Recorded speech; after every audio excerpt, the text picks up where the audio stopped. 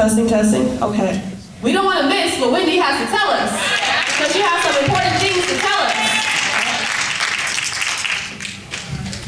All right, so the reason why this resonates, I was saying, is because we just inaugurated, or the nation just inaugurated, a president who is very different in beliefs and values and actions than Martin Luther King.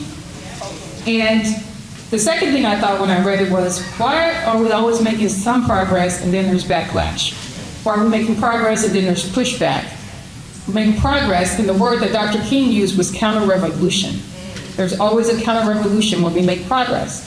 And the lessons are very clear in his legacy, that we have to persevere, we have to keep going. And in this book, and I encourage you to read it so you have your own relationship with his words, is he outlines how it's been happening from the very, very beginning. In 1863, Emancipation Proclamation. 4 million of us were free, quote unquote, but we don't have any land, we don't have ways to feed ourselves, to employ ourselves. But the government, at the end of the war, gave white settlers most of the West for free. So let's talk about race-based programs. Brown versus Board of Education. Within a year, the Supreme Court had undercut that by giving the states the ability to determine how fast desegregation was going to go. So he talks about this continuous cycle, and the issues haven't disappeared. You hear the young people talking about it. Economic justice, racial equality, health disparities. None of that has disappeared.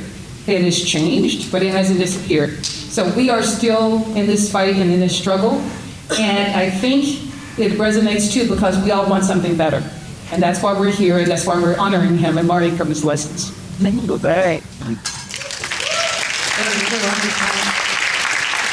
And speaking of wanting something better, I mean, we know that you want something better. You've dedicated your life to social justice and education.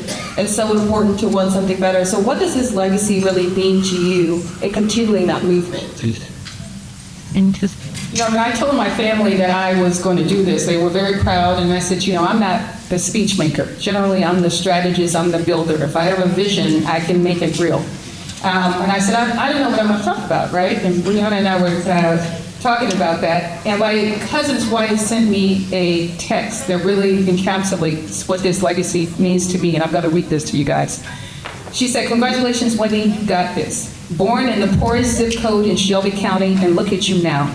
You beat the odds because of Martin's work and, of course, our God. Marlon Foster shared that you were the standard at your grandmother's funeral. All the kids wanted to be great because you modeled it before them. Hope for Memphis ultimately took root in you and brought hope to you. Now you are spreading seeds of hope for the little ones in Fresno. Keep sowing." And for me, that really encapsulates, thank you,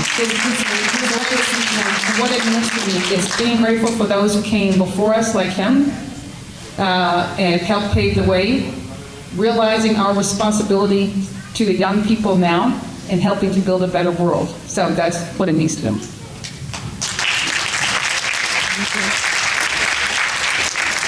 And of course, we all continue to learn from him day in and day out and try to be more like Dr. King. This is something we're all talking about because it's MLK Day, of course. His courage, his hope for the future. So what lessons do you really take from him that you use in your work in your life every single day? One of the things is honesty and integrity. I think that's very important. He had this amazing gift to a way of looking at the world that was very realistic. Because he breaks down a lot of things that I never knew Dr. King said in this book. But he still had the ability to have hope and faith. And as a kid, I only read the speeches, right? And maybe you guys had something different as a kid, but we never analyzed the how. But Dr. King had a plan. Now I can get with that hope and a plan. He also, really the lesson I take is you have to take action. The moral heart bends, but it doesn't bend by itself. So you have to take action, you have to keep pushing. And that, for me, one of the greatest lessons is that true service lies in doing for others. I learned that from Dr. King, of course, and also from my family, from my grandmother. She never had much money, but whatever money she had, she would give away. She would always tithe, and then she would go and clean the church to be of service. She would help, she would feed kids from Mississippi who are at our local HBCU, and they're still part of our family. So that service element is a huge lesson that I learned from Dr. King and my family.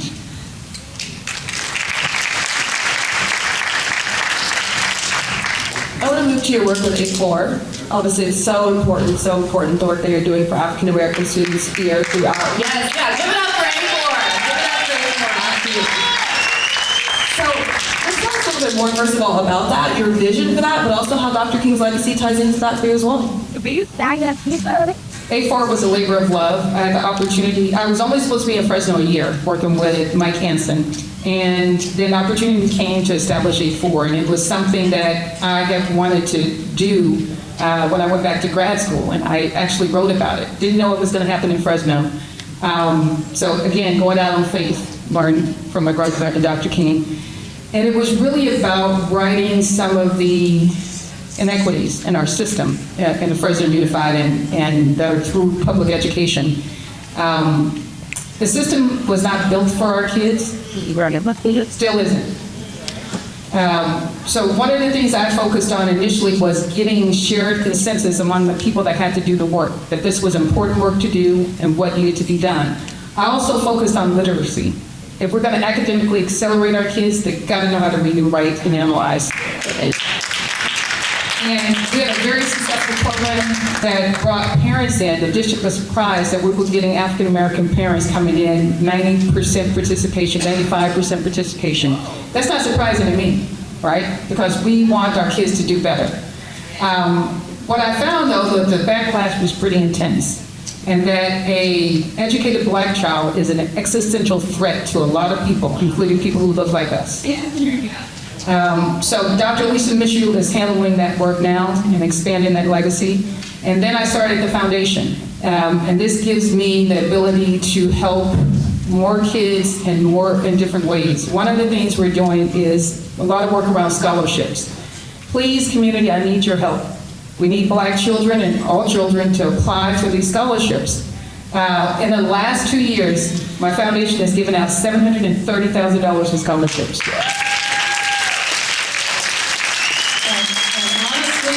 Between my hands and the other hand, I can count on all our 4 hands the number of African American kids who have gotten those scholarships. So we need kids to apply. The application is open now, it closes in March. This year we're going to give out $400,000. There is no GPA requirement. So in 3 years, we will have given out $1.1 million in scholarships because we know how important education is.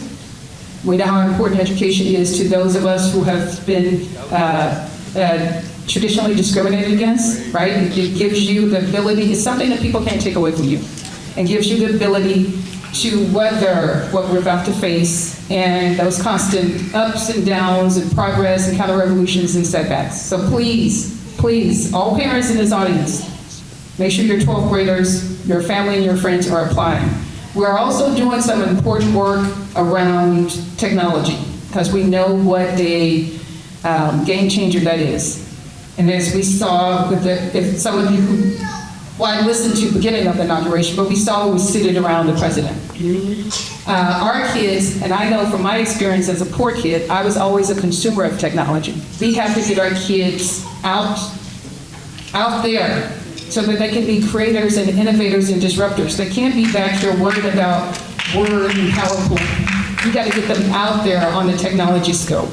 So we are doing a technology convening on the 28th. If you're interested, please let me know. We have done a landscape analysis to figure out what's happening at Fresno Unified, what's happening in the community, and how we can get our kids out there. Because I'm going to say this, it'll be probably controversial, but Fresno Unified is very great at creating employees. We want employers. We want innovators. We want disruptors.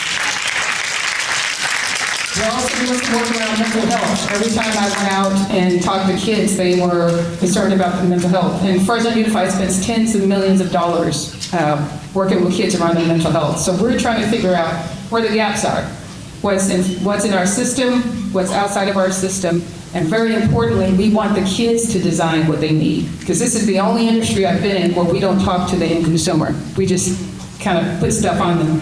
And that's why our kids are largely disengaged. So we are trying to figure out where the gaps are and how to include them. So including the voice of the people that were shown it. So that's the work that we want. Good call to action there. Make sure you guys apply for those scholarships. They can make a difference in your life for sure. Thank you for those call to actions. In your work at President Unified, obviously bringing it all back to Dr. King today, is there a quote that resonates with your work at President Unified from Dr. King? I have reminded to come. As I write it down, did not want to misquote him. The quote that really resonates for me is, "Our lives begin to end the day we become silent about things that matter."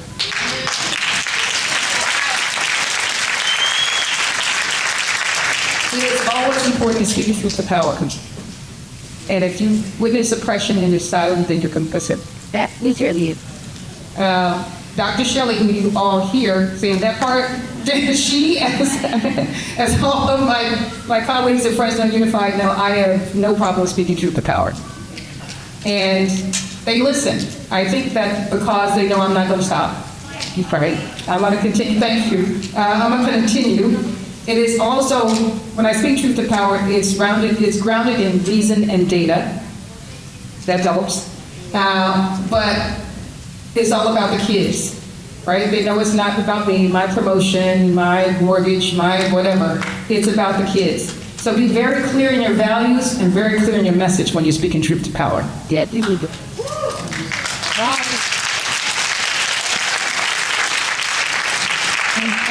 this makes me think to Dr. King's legacy too about my own neighborhood where I grew up. Poor neighborhood of Memphis, and there was this young man named Toja who lived on the other side of the street. And Toja died when the wheel of his SUV went through his chest after smoking cocaine. He never got over his mom dying early because she didn't have health insurance. And on the side of the street too, on the other side of the street too, was Marlon, who I talked about in that quote from my cousin who spoke at my grandmother's funeral. Marlon stayed in the neighborhood, and Marlon established a nonprofit to work in our neighborhood. He has been recognized by Obama, right? So he refused to stay silent. So he is one of the examples of Martin's legacy, and we all are every time we refuse to stay silent about the oppression that we see. That's yeah.